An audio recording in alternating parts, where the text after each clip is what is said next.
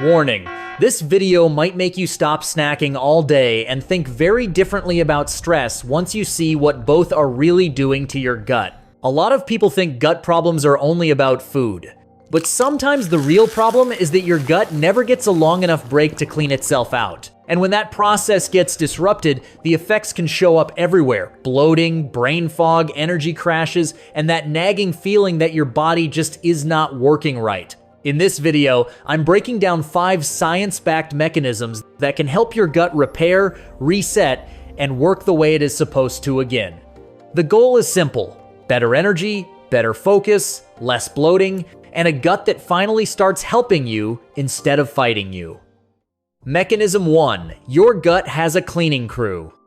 Let's start with one of the most overlooked cleaning systems in your body, the migrating motor complex, or MMC. Most people think digestion works like a conveyor belt that runs non-stop, but your small intestine actually has 2 modes: eating mode and cleaning mode. When food is coming in, your gut is busy breaking it down and absorbing nutrients. The real cleanup starts only after the meal is out of the way, like a restaurant kitchen that gets mopped only after the last customer leaves. The street sweeper inside you. That is exactly what the MMC does. It is like a street sweeper moving through your small intestine, clearing out leftover food, fluids, and debris, and pushing it down into the colon. But it only comes out when the road is empty. Your stomach needs to stay empty for about 90 minutes to 2 hours before this process begins, and it takes about another 90 minutes to finish. Eat anything, even a handful of almonds or a healthy drink with calories, and the body switches right back to meal mode. Why snacking all day causes trouble. Now think about how most people eat: breakfast, then a snack, then lunch, then coffee with sugar, then dinner, then a treat at night because the day was long and life was rude. If you keep eating all day, your internal street sweeper never gets a chance to work. Then what happens? Food and bacteria start hanging around in the small intestine too long, and they begin to ferment. That means gas, bloating, pressure, and in some people, SIBO, or small intestinal bacterial overgrowth. It is like trash day getting canceled again and again. Eventually, the whole neighborhood starts to smell. The simple fix is space. The answer is not always another pill or powder. Sometimes the answer is just giving your body some quiet time. Research suggests leaving about 4 to 5 hours between meals, with no snacking in between. That gives your gut time to finish a full cleaning cycle. So sometimes when your stomach makes noises, it is not asking for food. It may just be your cleanup crew doing its job. Not every growl means, "feed me now." Sometimes it means maintenance in progress. Mechanism 2. Your gut is a garden. Now let's talk about the bacteria in your gut. For years, we treated bacteria like all of them were trouble, but many of them are actually helpful. The key is not just having good bacteria, it is giving them the right place to grow. Think of your gut like a garden. The bacteria are the plants, and the gut environment is the soil. If the soil is poor, healthy things struggle to grow. If the soil is rich, the whole garden thrives. That is why taking a random probiotic often does not fix much. It is like tossing seeds onto concrete and hoping for a garden. The seeds matter, but the soil has to be ready first. The best way to improve that soil is by feeding the good bacteria, and their favorite food is fiber from plants. When you eat plant foods, some of that fiber travels down to the colon. There, your good bacteria eat it and turn it into helpful compounds that calm inflammation and support the gut lining.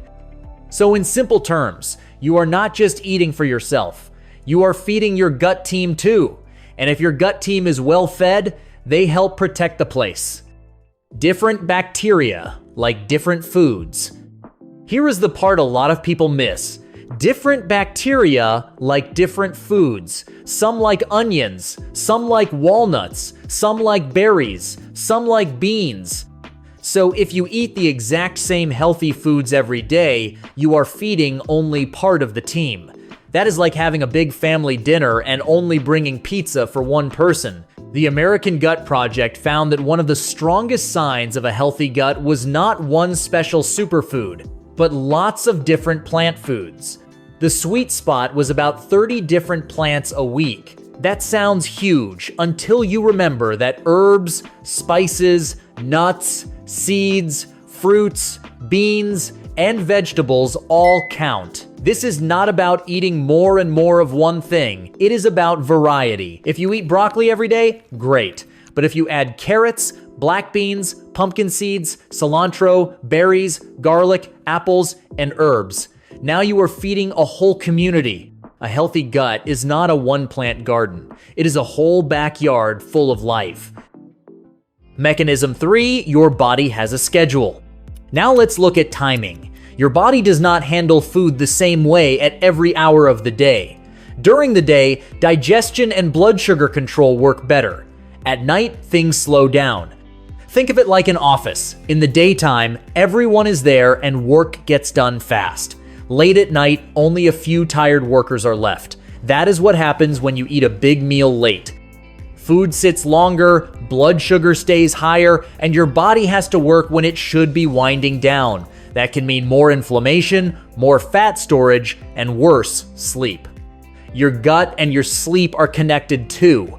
When your gut rhythm gets thrown off, sleep can suffer, and then the next day you crave more sugar and the loop starts again. One simple fix is time-restricted eating. Give yourself a clear eating window, like 8 in the morning to 8 at night, then stop. That gives your body time to repair overnight instead of digesting all night. Your gut needs downtime, just like you do. Mechanism 4. Stress can shut digestion off. This is the part most people underestimate. You can eat well, leave space between meals, and still have digestive problems if you are stressed all the time.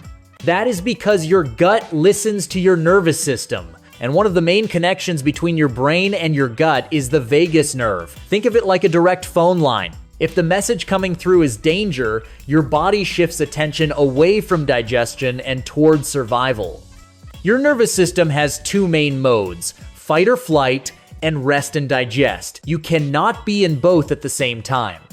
So even if the threat is not a tiger, but just a stressful email, bad news, or a tense conversation, your body can still act like it is under attack. Blood moves away from digestion and toward your muscles, stomach acid drops, and gut movement slows down. That is why eating while anxious, rushing, scrolling, or working can leave food sitting too long in the gut. That is when you get heaviness, gas, and bloating.